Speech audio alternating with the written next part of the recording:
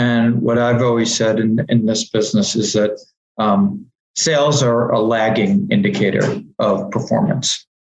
So what happens is that you don't have that like instant feedback mechanism to tell you whether what you're doing is right or wrong.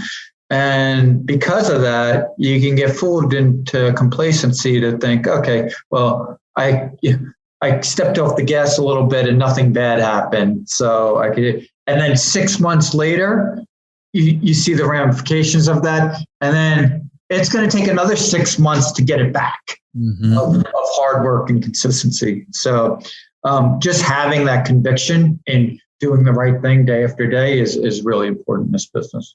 Yeah. Well, I mean, I think that's interesting because you're dead on with, the sales being the lagging indicator. I've seen that in my own business. I would say for myself personally, that consistency day after day after day and just being on top of things, that's the hardest part for me. And it's not the part of the business that I love actually, but it's super crucial. But I'm curious, if sales is the lagging indicator, I mean, do you have anything that you're looking at as like a leading indicator? So listen, it's been an interesting journey, especially with Mr. Jeff, because now we're getting more insight into our customer base and metrics and in real-time data. We didn't have those tools. So really it's old school, and it's in your stores, talking to your customer base, talking to your employees, watching the business. It's a presence that you have to have. There's certainly metrics that you can look at, but like I said, it was more. I've always been shocked by the amount of people in this business that have a disdain for their customer base, and it's always been a puzzle and an enigma to me. And so for me, when I was running the operations, or when I ran my own stores, it was talking to your customers. They'll tell you.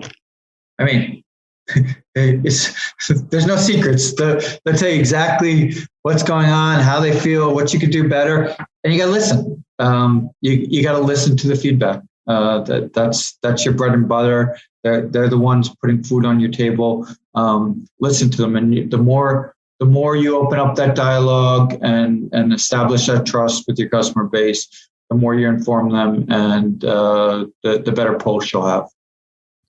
Yeah. So were you back then, were you doing that as you were scaling up? I mean, I imagine that gets more and more difficult to do at specific locations, at least as you start to scale up. Are you training employees to do that? Or are you getting snapshots at different places and kind of trying to apply the lessons kind of across the board? How are you handling that?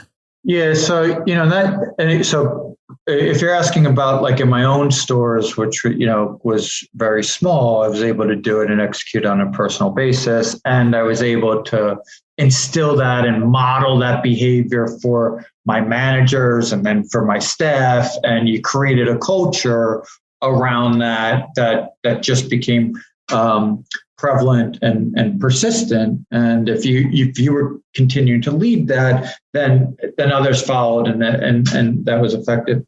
I did find, like in a chain, as large as Clean Right, that it does become harder and harder to do that on a personal level, and then building that culture around that becomes harder, especially when your turnover is high and you're working with a employee base that's constantly changing. So that's quite frankly been a challenge in the business for scale and growth. And the good owner operators that are hands-on really have an advantage in there. So, and I think the way that the business is changing, it's even more and more important, because when we first when we were first going at Laundry Capital, it was mostly self-service. So the customers did their own work. You're more focused on keeping your equipment running and your stores clean. And listen, having somebody friendly with a smile that